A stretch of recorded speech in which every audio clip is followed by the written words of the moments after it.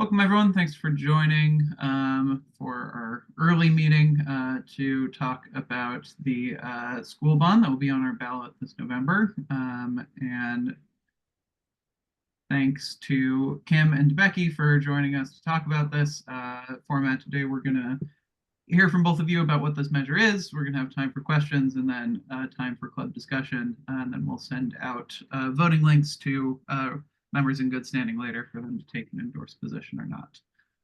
So with that, I will hand it over to Kim and Becky. And then if people have questions or anything, feel free to put them in the chat. I'll make sure we get to them afterwards. Thanks, Aaron. I appreciate you guys asking me into your meeting so that we can talk to you about Measure L. I want to give you some background and some context around this because I think that unless you understand a little bit more about how the school district works, it can be confusing. So you guys probably realize that we were on the ballot, on the primary ballot in March, and that was for a parcel tax. That was not for a bond measure. And we are so very grateful that the voters approved that parcel tax because it will allow us to continue to operate the school district pretty much as we have been. Although Becky will know that we still did have to make cuts. A number of costs have continued to increase, yet the pandemic funding is over.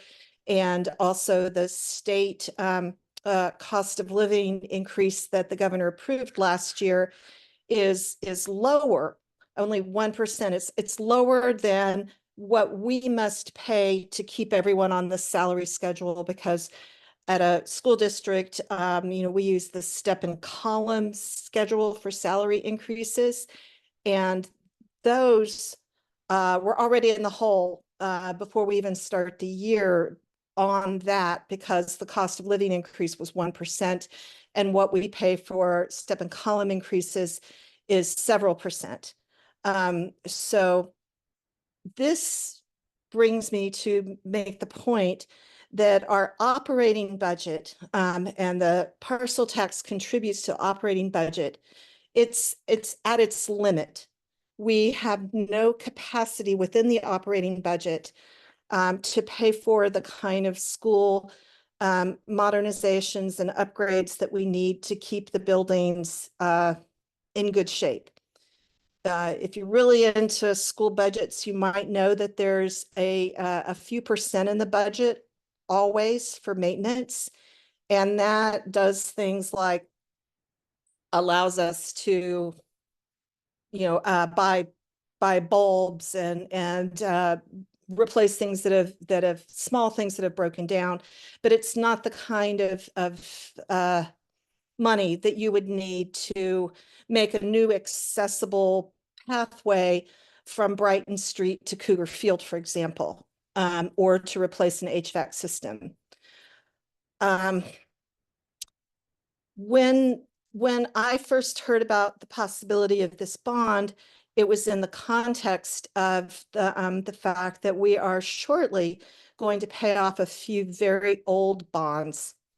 Let me see if I can share screen here. Okay. Then I am.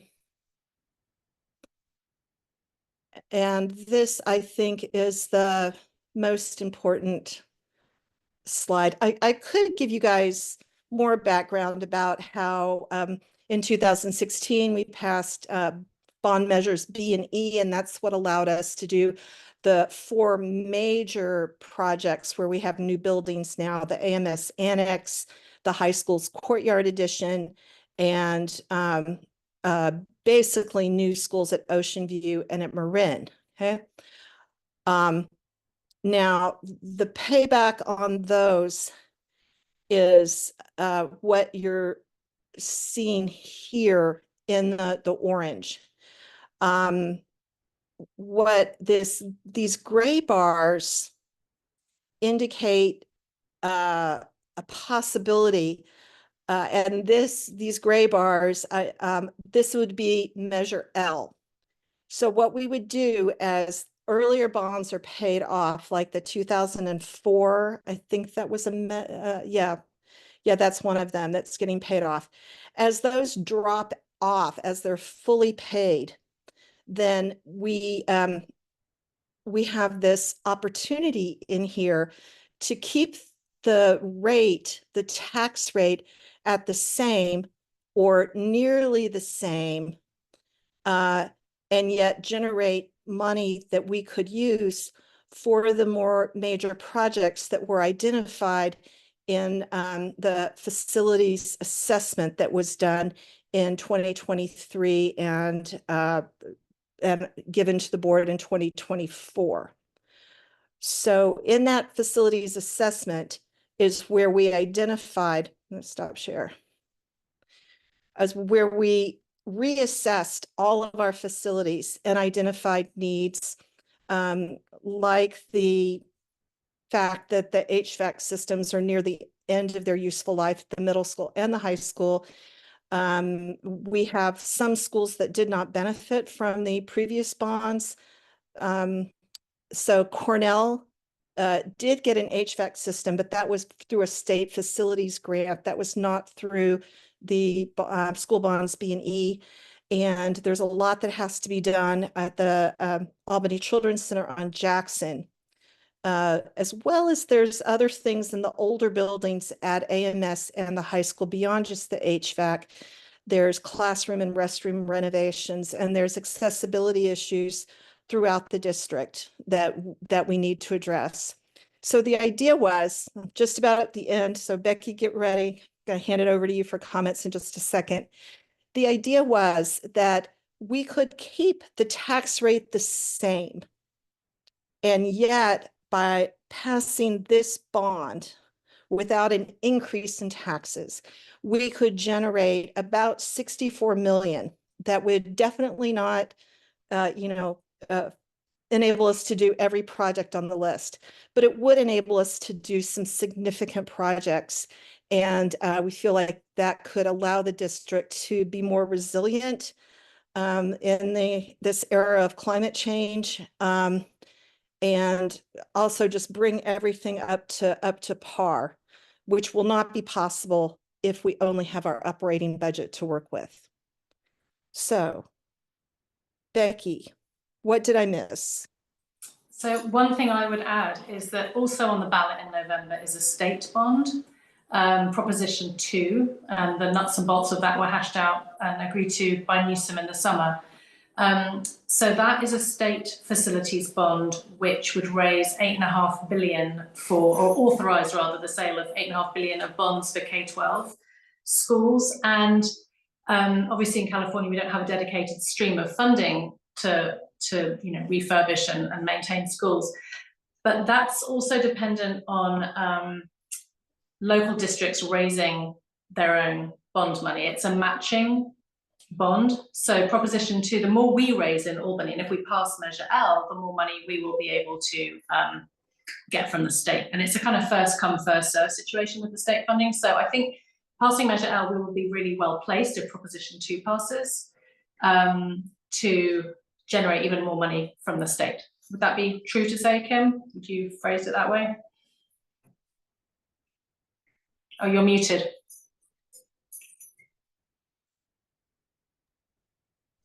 Yes, so if Prop 2 passes and Measure L pass, then we would have the opportunity to get in line for state matching funds on some of these projects, which would extend our capabilities further, of course.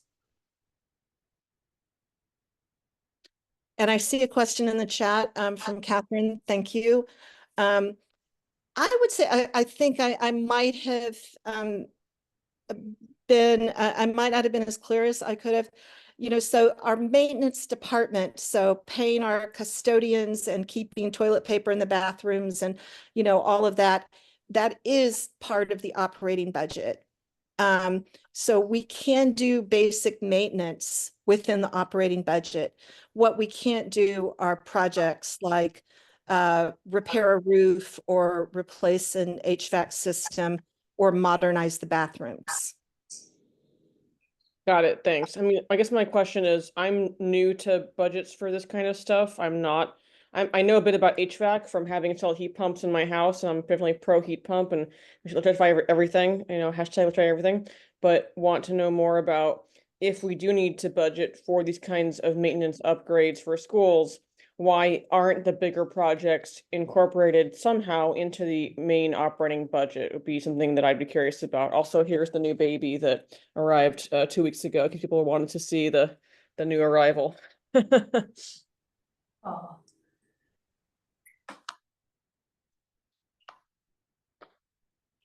So I could just jump in quickly. I mean, the facilities needs assessment that we had done in the district identified about $144 million worth of repair and modernization needs. So our overall budget doesn't even come close to that every year. So it's just this kind of upgrade and modernization is just it's not possible to, so there's no room for that in the budget. As Kim said, it's really the sort of keeping it going, light bulbs and toilet paper, and repairs. And like this summer they painted the outside. There were some jobs done this summer. They had HVAC at Marin from a grant, Cornell from a previous grant, painted the outside of the aquatic centre. So those kinds of things, funds can be found, but yeah, you're right, it's a lot of money. And I would just jump in also to say that this is not unusual. The state of California has no dedicated funding for school construction or school modernization. It's at least as long as I've known about it, it is up to individual districts and communities to build their schools and to keep them up to par. As a matter of fact, Prop 2, what's on the ballot in November from the state, it has a system in place to favor some of the rural districts and the very, very small districts that have really fallen into disrepair, because it is very difficult for those districts to pass any kind of a bond measure.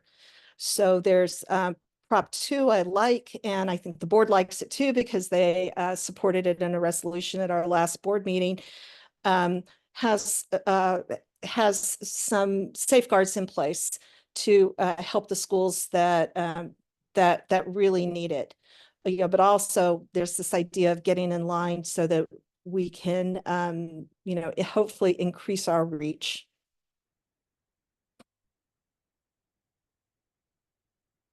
Preston. Nice to see you. Thanks for being here. And Becky. So I guess I'll just offer quickly in response to a previous question. Generally paying with bonds is good for things that are going to last as long or longer than the payment period for the bond.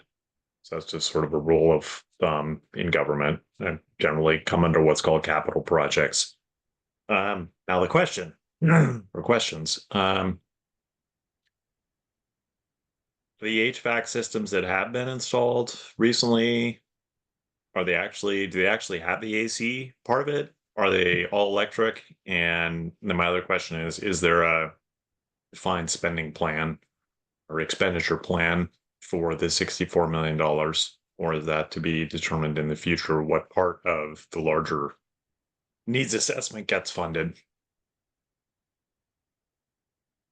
I'm going to start an answer to that, which is the systems are about 20 years old at the high school and at the middle school.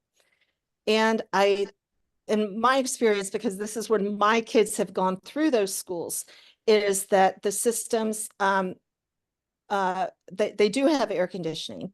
And I am not going to be able to tell you about if they're all electric. I assumed they were, but I've never asked that specifically. But the trouble has been is they've always been there's always been problems with them from the beginning. I cannot tell you why, but I know that there are rooms at the middle school that have never been adequately air conditioned. And so I think that, and at the high school, there's been a lot of problems also with regulation of temperature. So I do not think that they have ever been ideal. And certainly now toward the end of their life, despite the fact that, you know, now we have Director Jaffe as our maintenance and operations director, and he's done an excellent job of trying to put economizers on those and make sure that the fans and everything is running. But still, these are patches. They are going to need to have new systems, and new systems that I think will be able to regulate better in terms of like the 3 floors at the high school, and also in terms of the air quality requirements. Like 20 years ago when these were put in, they do not have the kind of capability that the more modern systems do. Thanks. Welcome. And Preston, you had a second part of that question, which I think was to do with the actual kind of list of you know, repairs and modernization. So we have a site. So in December last year, each school formed a committee, each site formed a committee, and our architects came in. We had these lengthy discussions, inspections, and every school came up with their sort of dream, if money were no object, lists, which of course amounted to about just shy of $400 million. And then that was whittled down to the 144 million. So we have each site, for example, as Kim just mentioned, the high school has HVAC and electrification, and also modernising classrooms, roofing, restrooms, locker rooms, etc. So each site has its sort of ideal wish list. And then I think, depending on whether this passes, we'll have to revisit and make a priorities list about what we can afford. Because even if we raise that, you know, if L passes, that's not going to be $144 million. It'll be closer to 64. So we'd have to prioritize, and the board will work on that. Okay, so just to make, I always like to repeat back, if I have the opportunity, I think it's small enough we can do that, to make sure I'm hearing. So there is the measure has built in the projects that are potentially to be funded or could be funded by this measure if it passes, is that 144 million list. And then which of those get funded is to be determined based on like measure 2, if Proposition 2 passes, matching funds, all these other things. But there is a constrained list from which the district would select. Yeah, we still need to be really, you know, very careful with what we undertake. Yeah, so more work to be doing. Yeah. I just want to make sure there's an actual list, because I've seen measures in neighboring cities, for instance, where they put forward a huge bond measure and they don't actually have a list, and the voters are like, "Oh, thank you. I want to know what I'm getting." So I will go look for the list. Thanks. Yeah. The main thing, I mean, we have the fact sheet from the district that is coming through mailboxes, but it's been, some households are delayed. I haven't had mine yet. But HVAC was definitely something that is a priority across sites. And we've heard stories in the last few weeks from Southern California with extreme heat, with wildfires, you know, air quality problems, which has really impacted the school day in Southern California. So we really want to get ahead of our aging HVAC systems, for example. I can see that being a priority. Thank you. Amy? So I guess that sort of answers my question, but being from growing up in a place where it was actually hot and humid and we needed air conditioning, I don't have air conditioning. I don't know anyone that I know. Friends or neighbors have air conditioning. So why do we need air conditioning? Is the only reason we need air conditioning for when there are wildfires or something? No, I would say not. I would say that the heat rises at the high school, so the 3rd floor is always sweltering, and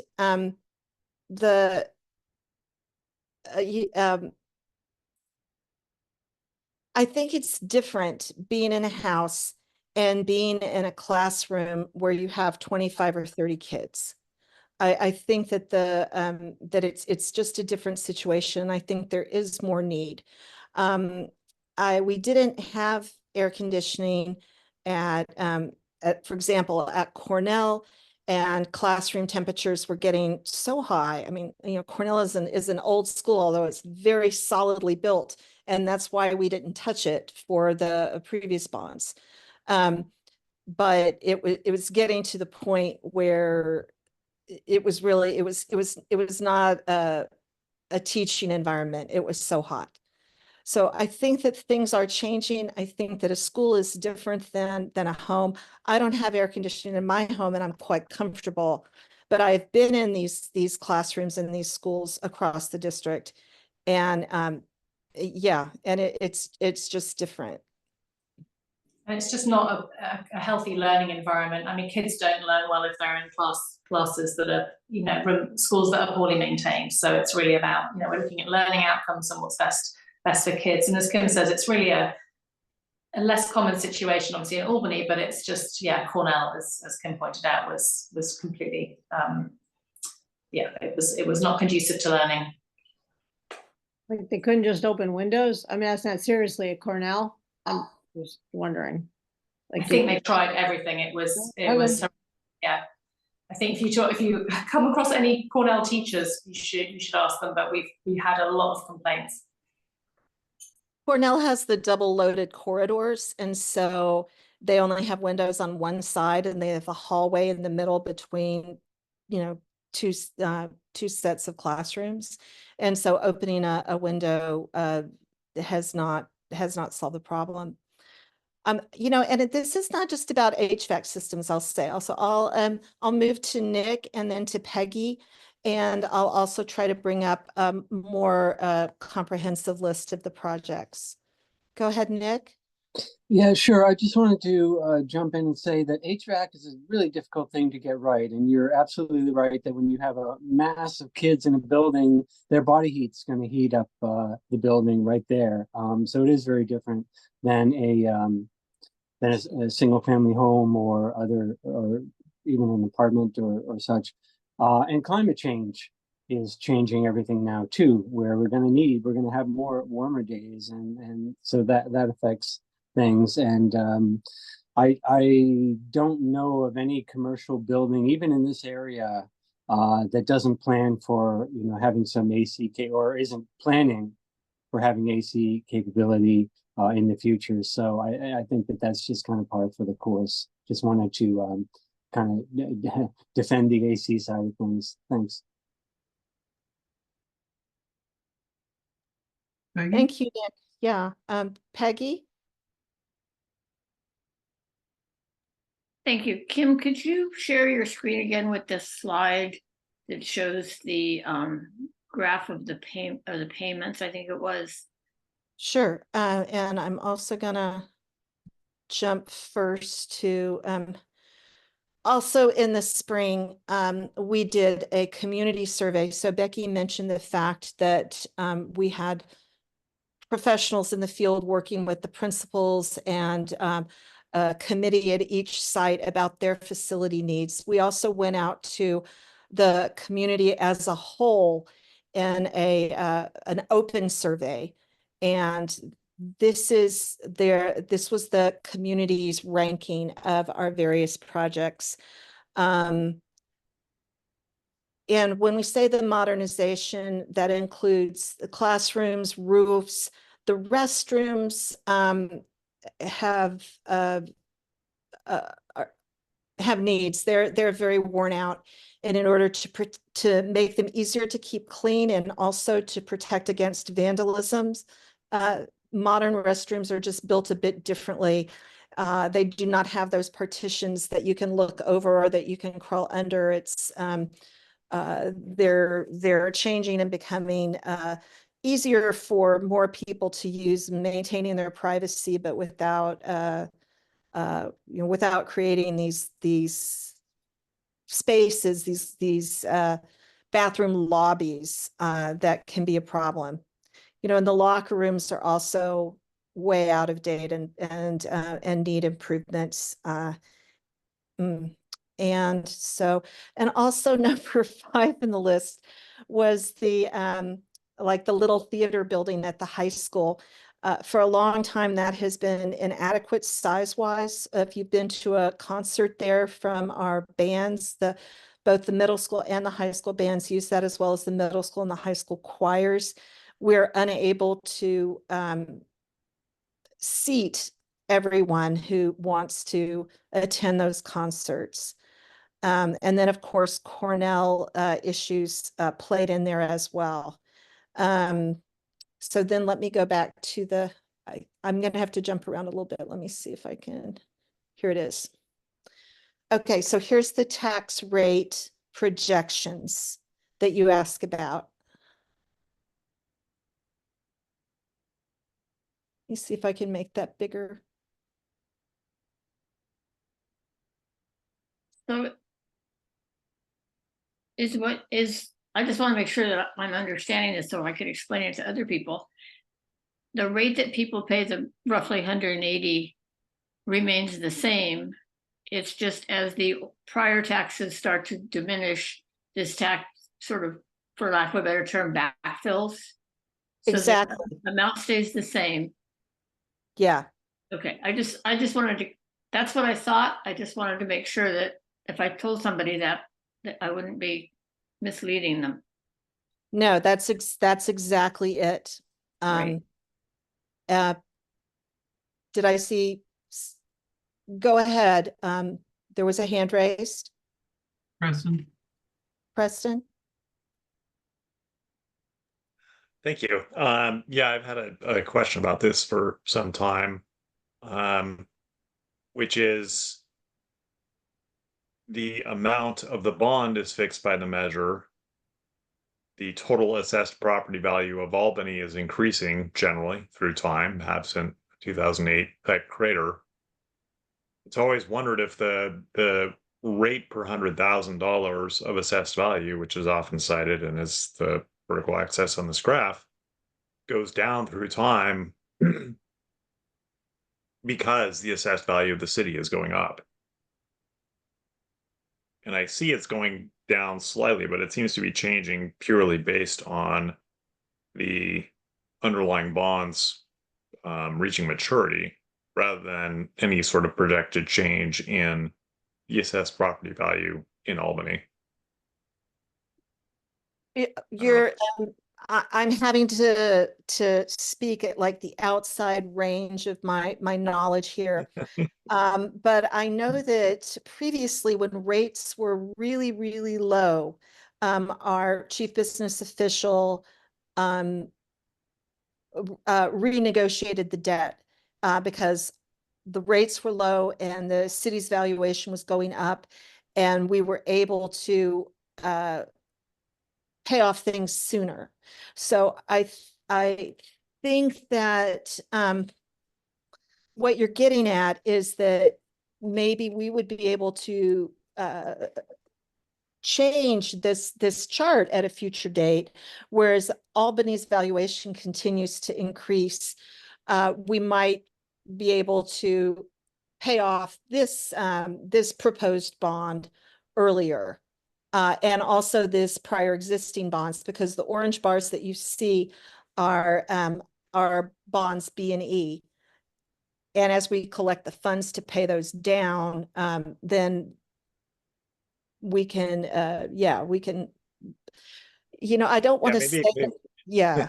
Maybe let me ask the question this way. Is the measure proposed to authorize an amount of bonds, which I think I heard is 64 million, or does it authorize a certain rate per $100,000? The rate is what is set, and that's at $60. So that is as far as we could go with Measure L. So these bars Okay. that are the $60. So because that is locked in through the ballot measure, we could not go higher than that. Yeah. Okay, so that's the opposite of most bond measures, which are, it's this amount of bonds, not this rate. It doesn't set the rate, it sets the amount of bonds that can be sold. So that's interesting. Yeah. So lower the interest rate, the more bonds you'll be able to sell, essentially. Because if you have $60 per $100,000, if the interest rate's lower, then you can sell. You have more bond that you can sell. Anyway, I'll look into it further. I wanted to also just let you guys know that if you go to the district website and I think I'm still sharing screen. So the resolution itself is from the June 18th board meeting. And I have the resolution up, but that's June 18th. And the discussion that has this chart about the bond rate, that is from the May 28th meeting. And so when our bond consultant realized that we were going to pay off the other bonds and that we had this opportunity to sort of backfill, that's when things started moving quickly. So the relevant items on the agenda would be in May and in June. Peggy, back to you. Thank you. As I think about this and I see modernization of the high school and the middle school, it seems it might be a good campaign strategy to remind people that while those are new buildings, they're not that new. And that they've been there now, what, 20, 25 years, maybe? It seems to me we just opened the high school, but time flies. And, Right. and I think, you know, when you look at that, to me, it's like, didn't we just build that building? So I think to stress how old they really are is probably important. Thank you. And I think that school buildings, I think especially tend to age quickly because they are so heavily used. You know, we have 550 kids or 600, I think, at Ocean View at all of our elementary campuses, every weekday, 9 months out of the year. And we've got 900 at the middle school and 1,200 at the high school. These buildings are, their hallways are trammeled, all of their facilities, like I keep on mentioning the bathrooms, that all of these things are heavily used. And we want them to be the best learning environment. Well, we want them to be a good learning environment. I don't think we're going in this district, we're not going for the best of anything. We're not going for any sort of Mercedes. We're going for, like, I don't know, a Prius. Yeah. Preston. I like that analogy. Yeah, and I'll just offer on the HVAC with the questions there two perspectives, which is if we want electric H, then the AC comes, almost for free with that. And we definitely want the electric H, as in heat pump heating. So adding air conditioning is really trivial compared to that in terms of the difference in the cost of the machinery. And I'll also share, of course, because I'm a data wonk. So this is the temperature record from Berkeley, which is the longest running weather station. So not exactly Albany, but you can see it goes back to the late 1800s. This is average annual peak daytime temperature. Went up, about a degree for first 100 years, and now it's just taking off and showing no signs of abating. Reason for that is because the marine layer is evaporating off closer and closer to the coast as global warming happens. And that's basically a switch. If you have the marine layer, then you're 15 degrees, 20 degrees cooler than if you don't. So we want to be prepared not for where we are now, which I'll get to in a moment, but for what's coming, 20 years from now, 10 years from now. And this is where we are now. So the orange series is the number of days over 90 degrees that peak over 90 degrees each year. So you can see there's been an increase in that. This is a moving average, 10-year moving average of that. The red is the number of days over 100 degrees. So you can see, okay, occasionally, there are occasional years with one day over 100 degrees. Then all of a sudden we started getting 2 days with over 100 degrees and more frequently.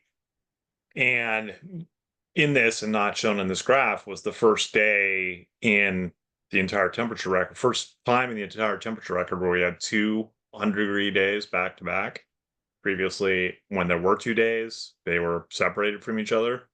So then that just really compounds the stress on the building and the people in the building, because if it doesn't get a chance to cool down as much overnight, then you're starting at a worse position the next day. So